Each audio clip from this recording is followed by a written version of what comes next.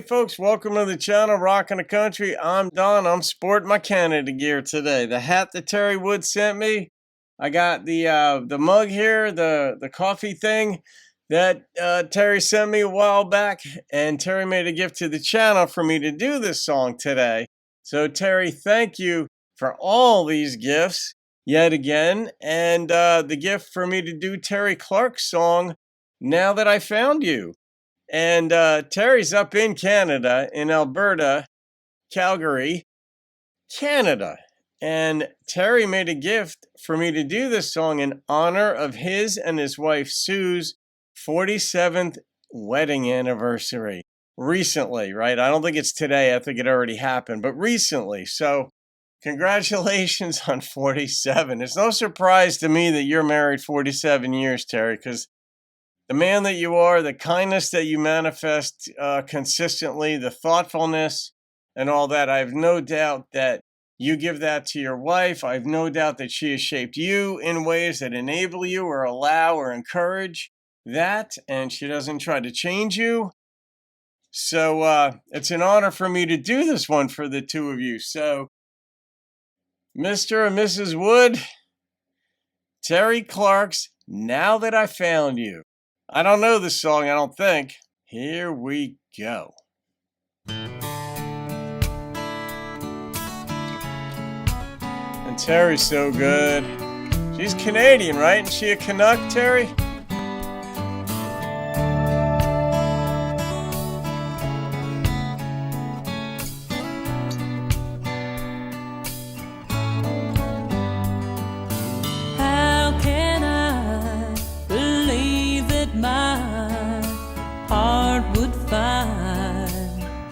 Someone like you, you see, the real me, no in-betweens. I had nowhere to hide. You took away the walls around me, made me feel safe to share my truth.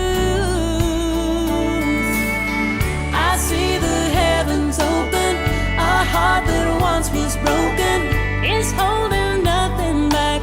Now that I found you, you hold me like a prayer. You touch me everywhere. A lifetime just ain't enough to love you true.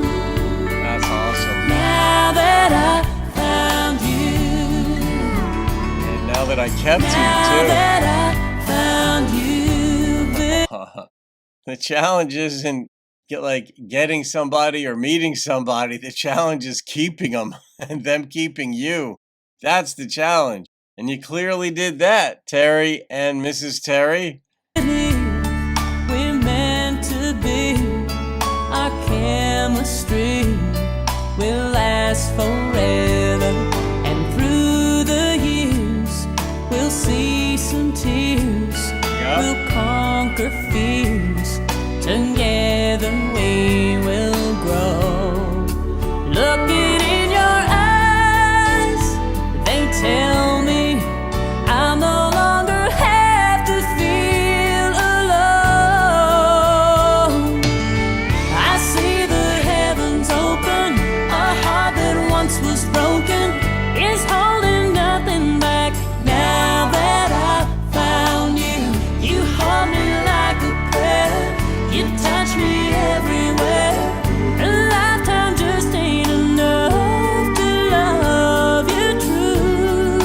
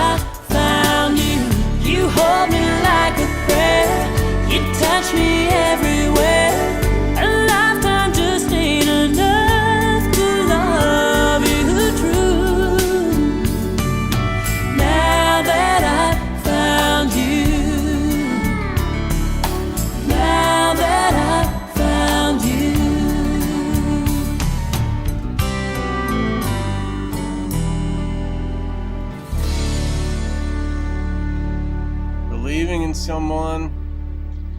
It reminds me of a video that I did for my life coaching channel. I probably did that video 8 or 10 years ago. And I haven't posted to the life coaching channel recently. I mean, maybe not in the last several years, because I'm dedicated to this channel as well as my other philosophy channel. But believing in another person, it validates them. And I don't mean cheerleading. I mean, it's easy to love somebody. Generally speaking, it's pretty easy to love someone. It's more difficult to like them, especially if you're in a marriage, let's say, or been going out with them for a year, 2 years, whatever. They can be annoying, and then you can focus on the things that don't work versus the things that do, and you can place greater weight on the things that are annoying you instead of the things that that you're being given. But believing in another person means paying attention to their strengths and then verbalizing, just telling them, wow, you're really good in this. You're strong in this area. That's really admirable. Wow. Those kinds of things, letting them know specifically what it is. And it doesn't have to be your spouse. It could be your friend, your children, your parents. It could be anybody that you see a strength in. And if you're an uber competitive person, you won't be able to tell people the things that they do really well, because you just have this instinctive need to compete. But if you break that down and you get comfortable with complimenting people, like acknowledging what they do really well, you're going to validate them. You're going to validate their experience. You're going to validate who they are as a person, and their walls will come down around you, and you're going to vibe with them. It's easy. It's really easy to vibe with people when you're looking for their strengths versus looking for their weaknesses, for example. Or, there's such a thing as like an instinctive contrarian. And that's a phrase that I came up with, a term I came up with to depict people who present the opposite side of things instinctively or reflexively. It's like, yeah, but this. Or they'll provide like some sort of additional information, other information, and that derails the conversation into that bit that they want to talk about. And those people sometimes think that they're actually contributing to an ongoing conversation, but what they're not understanding is that they're breaking down the vibe that happens between people, that there's a flow with people that makes a relationship more effortless.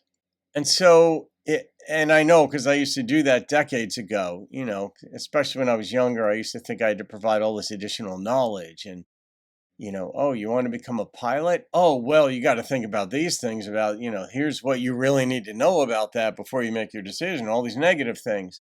And you kind of present it as trying to be smart, which is part of the folly of youth. But then as you get a little bit older, live a few more years, finding ways of getting along with people and contributing to conversations at the same time contributes to your relationship.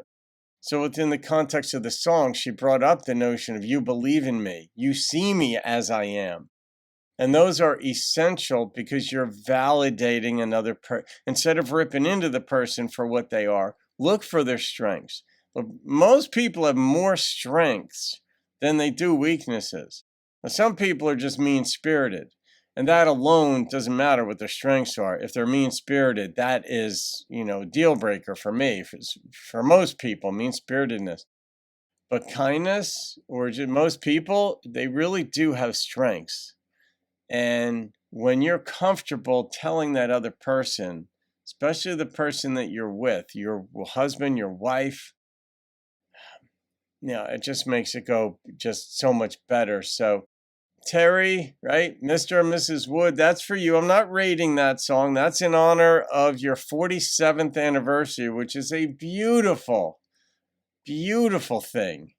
I don't want to call it an achievement or an accomplishment like winning the World Series, but it's certainly just an amazingly beautiful run and many more years of joy and happiness and hand-holding to come. So there you go. All right, guys, have a great day. See you on another video and keep rocking the country. Looking in your eyes, they tell